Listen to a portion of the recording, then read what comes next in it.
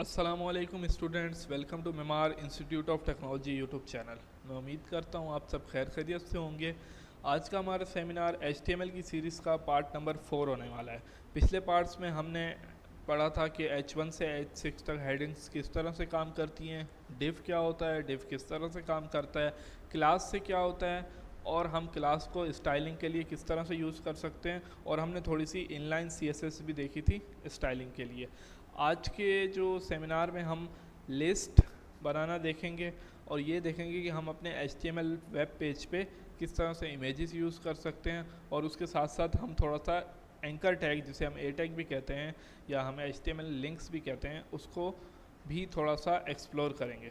तो सबसे पहले यहाँ मैं अपने डेस्कटॉप स्क्रीन पे एक फ़ोल्डर क्रिएट कर लेता हूँ। फ़ोल्डर का नाम मैं रख देता हूँ सेमिनार HTML। इस फोल्डर पे मैंने क्लिक किया, राइट क्लिक करके ओपन विथ VS कोड कर लिया। ओपन विथ VS कोड करने के बाद यहाँ पे हमारे पास कुछ इस तरह का इंटरफेस आ जाएगा। ये हमारे फोल्डर का नाम है। आपने अगर पिछली वीडियो देखी होगी तो आपको थोड़ी सी चीज़ें समझ में आ रही होंगी। अगर आपने पिछली वीडियो नहीं देखी तो आप वो भी देख सकते हैं। अब यहाँ पे हमारे पास न्यू फाइल का ऑप्शन है। मैंने इस न्यू फाइल के ऑप्शन पे क्लिक किया। अब HTML की फ़ाइल बनाने के लिए आपको अपनी फ़ाइल के नाम के साथ एंड में .html लिखना कंपलसरी होता है। आप अपना नाम भी लिख सकते हैं इसमें, लेकिन एंड में आपको .html पे फाइल एंड करनी होती है। जैसे मैं यहाँ लिखता हूँ first.html। मैंने फ़ाइल क्रिएट कर ली first.html। अभी मेरे पास फाइल ओपन हो गई। अब इसमें मैं कुछ भी लिख सकता हूँ। तो जब भी आप HTML में काम करते हैं तो आप शिफ्ट प्रेस करके 1 प्रेस करते हैं, ताकि ये HTML का जो बॉयलर टेम्पलेट है जिसके अंदर हम काम कर सकते हैं, ताकि आप इसमें प्रॉपर अपने लिंक्स यूज़ कर सकें और बाकी सारी चीज़ें भी आप इसमें प्रॉपरली कर सकें। इसे हम बॉयलर टेम्पलेट कहते हैं। अब इसमें हमें काम जो करना होता है वो हम करते हैं बॉडी के बीच में। आपने पिछली वीडियो में भी देखा होगा। सबसे पहले हम इस फाइल को रन कर लेते हैं। जो फोल्डर अभी हमने बनाया था, सबसे पहले हम इसको रन कर देते हैं। इस फोल्डर, ये हमारे पास फर्स्ट की फ़ाइल है जो हमने वहाँ HTML की फ़ाइल बनाई थी। ये फ़ाइल हमारे पास रन हो गई। अभी फ़ाइल एम्प्टी है। पिछली वीडियो में मैंने H टैग्स देखे थे, तो मैं H1 से लिखता हूँ माय फर्स्ट वीडियो। अब हम इसमें जाके देखते हैं। यहाँ पे हमारे पास टेक्स्ट आ गया माय फर्स्ट वीडियो। लेकिन आज हम देखेंगे लिस्ट के बारे में, हम इसमें लिस्ट किस तरह से बना सकते हैं। तो पहला हमारा जो टॉपिक है वो लिस्ट का है। तो लिस्ट बनाने के लिए हम सबसे पहले यूज़ कर सकते हैं अनऑर्डर्ड लिस्ट। हम अगर यहाँ पे लिखते हैं यूएल में मैं लिखता हूँ लिस्ट। अब जाके देखते हैं, कुछ भी चेंज नहीं हुआ। वही लिस्ट का जो टेक्स्ट था वो हमारे पास डायरेक्टली शो हो गया। अब मैं यूएल के अंदर लिखता हूँ एल आई की फुल फॉर्म होती है लिस्ट आइटम। अब मैंने एल में लिखा 1। अब देखते हैं। अब आप ये देखें, एल जो है वो हमारे पास बुलेट पॉइंट में अब शो कर रहा है। ये बुलेट है, उसके साथ ये हमारा जो फर्स्ट वाला टेक्स्ट है वो शो हो रहा है। आप राइट क्लिक करके फॉर्मेट करेंगे तो ये एल और बाकी सारा HTML का कोड इस तरह से आपको शो करेगा। अब मैं यहाँ पे दूसरा एल लेता हूँ, अब मैं लेता हूँ 2। अब देखते हैं, अब ये भी दूसरी बुलेट पॉइंट में हमारे पास 2 भी शो कर रहा है। इस तरह से हम थोड़ा और कंटेंट डाल के देखते हैं। 3, 4 और एल में हम लिखते हैं 5। तो इसे हम कहते हैं अनऑर्डर लिस्ट। यूएल का मतलब होता है अनऑर्डर लिस्ट।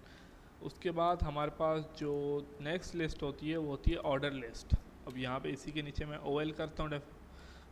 OL में मैं लिखता हूँ, फिर से LI आपने लिखना है। मैं इस पर लिखता हूँ 1। यहाँ मैंने 5 तक इसमें भी लिखा। अब इसमें देखते हैं चेंजेस क्या होता है।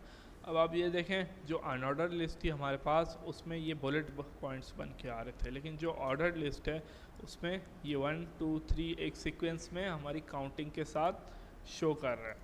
तो उम्मीद करता हूँ आपको ऑर्डर लिस्ट और अनऑर्डर लिस्ट का बारे में जो डिफरेंस है वो भी पता चल गया होगा, और आज आपको ये भी पता चल गया होगा कि हम लिस्ट किस तरह से HTML में क्रिएट करते हैं। ठीक है, मैं इसको यहाँ लिखा रहने दूंगा। अब जो हमारा नेक्स्ट स्टेप है वो है कि हम इमेजेस किस तरह से HTML में यूज़ करते हैं। इमेजेस के लिए आप डायरेक्टली यहाँ पे कुछ भी नहीं करेंगे, IMG उसके बाद आपको ये सजेशन देगा और इस तरह से कुछ टेक्स्ट आपको शो करेगा। SRC का मतलब होता है सोर्स, ऑल्ट का मतलब होता है ऑल्टरनेटिव। सबसे पहले मैं सोर्स का बता देता हूँ आपको।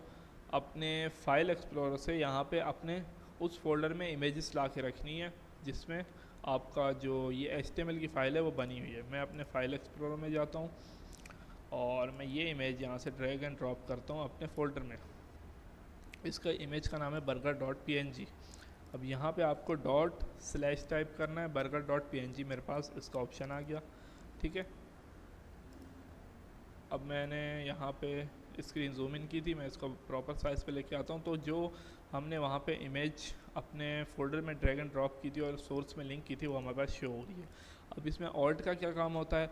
ऑल्ट अगर आपकी जो वेबसाइट है वो स्लो है लोड होने में, या आपका जो वेबसाइट पे यूज़र आता है उसका इंटरनेट इतना पावरफुल नहीं है कि वो सारी इमेजेस शो नहीं कर पाता, तो आप यहाँ पे ऑल्ट में कोई टेक्स्ट लिख सकते हैं कि अगर इमेज आपकी शो ना हो तो मिनिमम उसको ये टेक्स्ट नज़र आए और उसको ये पता चल जाए कि ये इमेज किस चीज़ की है। अगर मैं ऑल्ट में लिखता हूँ बर्गर पिक्चर, ठीक है, मैंने ये लिखा। अब मैं एक इसका जो मेरी पिक्चर मैंने लिंक की थी मैं इसका एक कैरेक्टर हटा देता हूँ ताकि इसको ये पिक्चर ना मिले और मेरे पास ये ऑल्ट का टेक्स्ट हो। अब आप ये देखें यहाँ पे मेरे पास बर्गर पिक्चर शो हो रहा है, यानी कि कोई भी बंदा आके पढ़ेगा उसको ये अंदाज़ा हो जाएगा कि इस पिक्चर में बर्गर है। इस तरह से हमारा जो ऑल्ट है वो काम करता है। ठीक है, अब मैं इसको दोबारा से लिंक कर देता हूँ। अब इसमें हमारे पास दो प्रॉपर्टीज़ आती हैं इमेज में, एक विड्थ और एक हाइट। अब इमेज टैग से आगे आके यहाँ W लिखेंगे, आपके विड्थ का ऑप्शन आ जाएगा। अब यहाँ मैं 50 px का मतलब होता है पिक्सल्स, यहाँ देखो 50 पिक्सल्स में ये काफ़ी, इसका साइज़ जो है वो डिक्रीज़ हो गया। अगर मैं इसको 500 करूँगा तो इसका साइज़ मे बी एवरेज तक आ जाएगा। हाँ, ये साइज़ मुझे सही लग रहा है। अब इसी तरह से आप इसमें हाइट भी एडिट कर सकते हैं। उसके बाद जो तीसरी और आखिरी चीज़ है हमारे पास वो है एंकर टैग्स। अब यहाँ पे मैं A लिखता हूँ, फिर मैं एंटर करता हूँ तो ये मेरे पास href और उसके साथ साथ कुछ चीज़ें शो कर रहा है। तो ये हम किस तरह से यूज़ करेंगे? href का मतलब होता है कि वो आपको पाथ या वो लिंक देना है जहाँ पे आप इसको लेके जाना चाहते हैं। पहले मैं ऐसे ही आपको दिखाता हूँ ये किस तरह से शो कर रहा है। इसमें हमें बीच में मैं लिख देता हूँ क्लिक मी। मैंने क्लिक मी पे क्लिक, अब मैं इस बटन पे क्लिक करता हूँ लेकिन ये मुझे वापस उसी पेज पे ला रहा है। क्यों? क्योंकि हमने इसके href में इसकी डेस्टिनेशन में कोई भी पाथ या कोई भी लोकेशन नहीं डाली। अगर मैं यहाँ पे न्यू फाइल क्रिएट करता हूँ, न्यू फाइल क्रिएट करता हूँ burger.html। अब यहाँ मैं बॉयलर प्लेट में बीच में लिखता हूँ बॉडी में बर्गर पेज। ठीक है, ये मैंने पेज क्रिएट कर लिया। अब मैं फर्स्ट HTML की फ़ाइल में आऊँगा, यहाँ भी / करूँगा तो ये मुझे बर्गर HTML का पेज दिखा देगा। ठीक है, अब अगर मैं पेज को रीलोड करूँ और इस पर क्लिक करूँ तो ये मुझे उस पेज पे ले गया। इसी तरह से मैं बर्गर वाले पेज पे भी ये बटन क्रिएट कर सकता हूँ। कैसे? मैं बर्गर HTML पे गया, यहाँ मैं A टैग बनाता हूँ /, यहाँ पे first.html और यहाँ पे मैं करता हूँ फर्स्ट पेज। ठीक है, अब मैं दोबारा पेज रीलोड करता हूँ। मैंने यहाँ से बर्गर वाले पेज पे जा सकता हूँ, वहाँ से मैं इस पेज पे वापस आ सकता हूँ। तो आज के सेमिनार में आपने सीखा है कि आप अनऑर्डर्ड लिस्ट किस तरह से एक्सेस कर सकते हैं, ऑर्डर लिस्ट किस तरह से बना सकते हैं, HTML में इमेजेस किस तरह से डाल सकते हैं, और एंकर टैग क्या होते हैं और एंकर टैग किस तरह से यूज़ करते हैं। मुझे उम्मीद है आपको ये समझ में आए हो कि अगर आपको कोई क्वेश्चन है या कोई डाउट है आप कमेंट कर सकते हैं। अटेंडेंस लगाने का तरीका मैं आपको बता देता हूँ। आपने कमेंट में अपना नाम, अपने कोर्स का नाम और प्रेजेंट लिख के कमेंट कर देना है। इंशाल्लाह आपसे मुलाकात होगी नेक्स्ट सेमिनार में। तब तक के लिए अल्लाह हाफिज़।